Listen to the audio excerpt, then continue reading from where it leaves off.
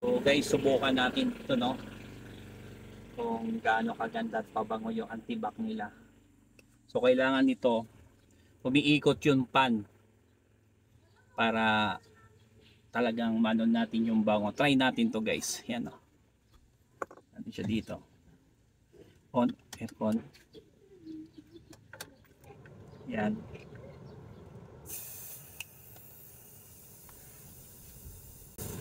So guys, napaka-importante ito para sa isang sasakyan natin. Mura lamang to guys, kaya di naman po maiwasan sa katulad natin. Marami tayong pinupuntahan, marami tayong lakad. Siyempre, kinakailangan din natin yung sasakyan natin ay protektado rin sa mga virus. Kaya napakaganda siyang gamitin to guys. Although ito talaga ay bago pa lamang dito po natin nakikita sa TikTok.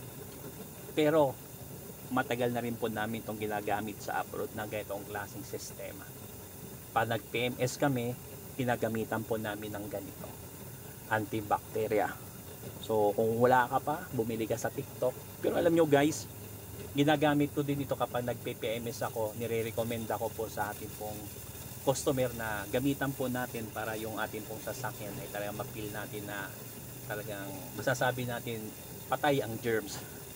So ano pang inihintay mo, di ba? So nga pala guys, nag-home service din ako ng under chassis, PMS, konting troubleshooting gumagawa po tayo. Lalo na sa mga fuel injection, nagki-cleaning po tayo, throttle body, at sa ating pong tinatawag nating catalyst. So yun lamang po guys, kung may problema ka, pwede mo akong tawagan, pwede mo akong i-message at mag-usap po tayo.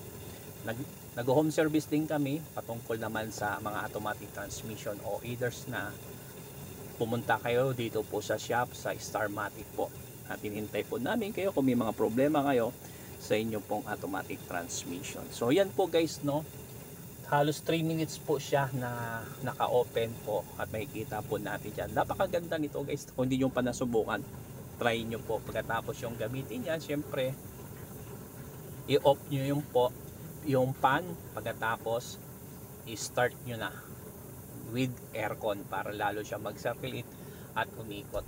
Napakaganda nito. Pagkatapos start natin, open aircon. Wow, panalo guys, galing.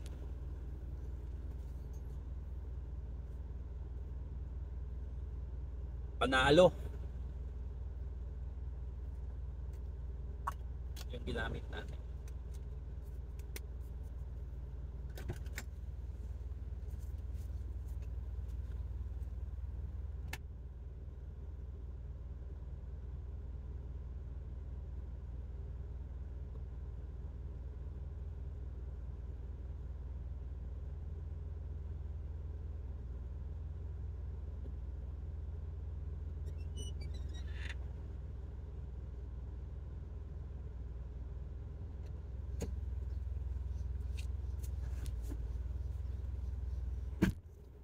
Ayos.